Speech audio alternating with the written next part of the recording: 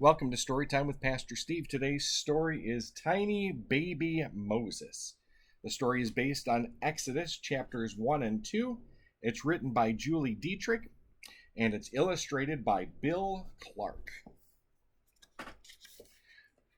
Just skipping stones and chasing frogs along the river Nile, that's how two friends would spend their time, chattering all the while. For the Hebrew boy named Moses loved to hear the story of his dear friend's tale of God's full grace, a story filled with love. Now Moses came to know his friend in a most unusual way. That's how this story will begin on that miraculous day. Before the time of Moses' birth, a cruel Egyptian king made an unbelievable rule. His law changed everything. The king named Pharaoh, came to feel he needed more attention. The Hebrew boys were much too strong, too many even to mention. So Pharaoh chose to kill them all, each Hebrew baby's son. But for the baby Moses, God's plan had just begun. For 3 months after he was born, his mother hid him well. His brother Aaron, sister Miriam too, had promised not to tell. Then God showed them his darling plan.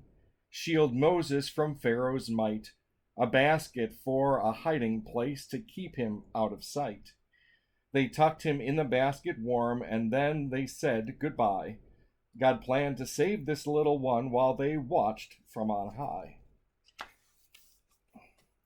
Miriam set the basket afloat, then hid right near the water. She spied some others coming close. One looked like Pharaoh's daughter. The princess and her servant girl heard the little cry. The servant girl took one look. Quick! The baby, a basket. Why?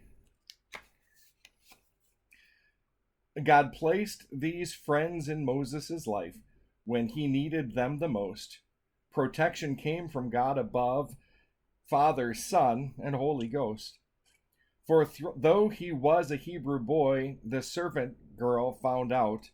The princess chose to spare his life, God's plan without a doubt. The princess let his mother care for Moses a while longer. Then in the palace he grew up, safer, wiser, stronger. Saved by the Father's lasting love, God would call this boy someday to lead his people and serve God, to follow and obey. God saves us too through his dear Son from sin. We have been freed.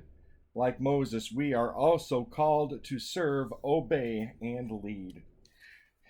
Just like God called and used baby Moses to become a big Moses, a big man Moses, to share God's love, to be the leader, to do something that God had prepared for him to do. God has got a plan for you and for me. And we might not understand it. We might not know what that plan is right now, but trust that God has a plan for you and that he's planning on using you for something amazing. So let God work in your life and trust him with all of your heart. God's blessings to you. Hope to see you soon.